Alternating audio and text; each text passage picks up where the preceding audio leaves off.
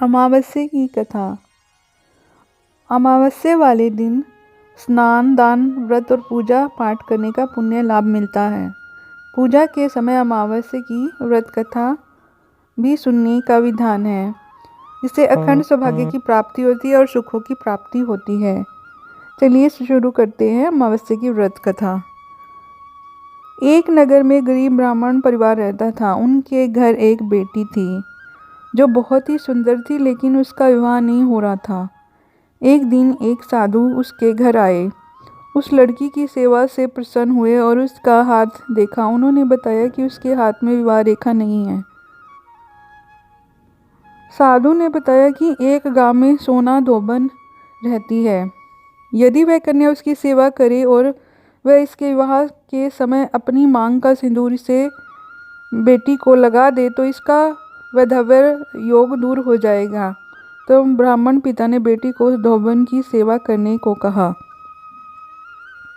पिता के कहे अनुसार वह लड़की रोज सुबह सोना धोबन के घर जाती और उसके घर की साफ सफाई के साथ पूरे काम करके वापस घर आ जाती थी। सोना धोबन को अपनी बहू से कहा कि आजकल तुम बहुत जल्दी घर का सारा काम कर लेती हो, पता ही नहीं चलता। तब उसने कहा कि यह कोई और काम नहीं करती, पता नहीं कौन ये सारे काम कर जाता है, वह तो ये काम नहीं करती। अगले दिन से सास और बहू निगरानी करने लगी। काफ़ी दिनों बाद सोना धोबी ने उस कन्या को पकड़ लिया और उससे पूछा कि तुम इसके दिनों से मेरे यहाँ सब काम क्यों करती हो।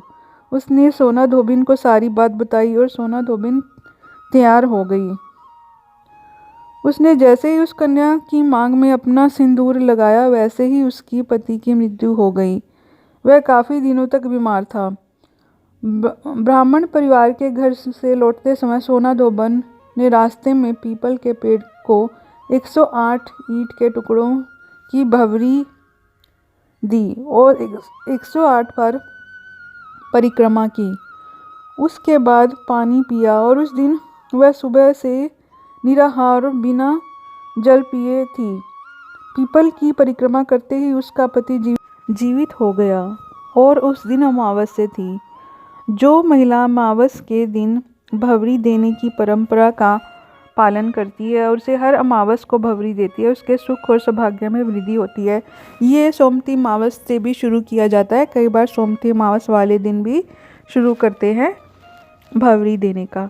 तो यहाँ पर ये अमावस के दिन ये अमावस की कथा है। आप भी अमावस्या वाले दिन इस कथा को सुनिए।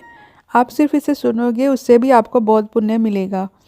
और आप अमावस्या वाले दिन सुबह उठकर स्नान आदि के बारन आप नहा धोकर अमावस्या की कथा सुनिए और श्रद्धा अनुसार दान कर सकते हैं। जो भी आपकी इच्छा हो, जैसा भी जो आपका सामर्थ्य है, आप उसके अनुसार अमावस्या वाले दिन दान पुण्य कर सकते हैं। आप चाहे किसी गरीब को दे सकते हैं, किसी मंदिर में दे सकते हैं, ये आपकी इच्छा पर है।